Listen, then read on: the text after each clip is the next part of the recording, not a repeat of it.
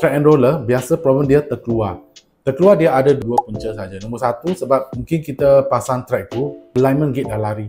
Dia jalan-jalan sampai tempat tu dia lost track. So kita nak buat macam mana, kita kena letak balik dia. Tapi dia masih boleh lompat keluar. Kecuali kita kena pergi sana buat balik dia alignment. Sebab itu sekarang kita yang pasang track and roller, kita guna laser. Guna laser untuk bagi kita refer. Lepas tu kita letak jalan ikut dia punya tu laser line. Memang tegak lah. Punca nombor dua, roda dia dah longgar.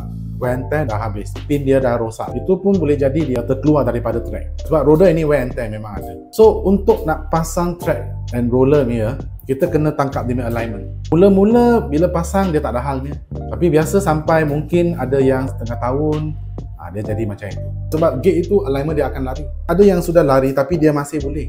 Gate ini yang mungkin kecil ni, itu okey. Gate yang besar dia akan lari besar. Biasa kalau sudah alignment gate dah jaga, memang okey. Ataupun tukar roda kiri dengan kanan, tukar sekali sebab dia wear and tear sama.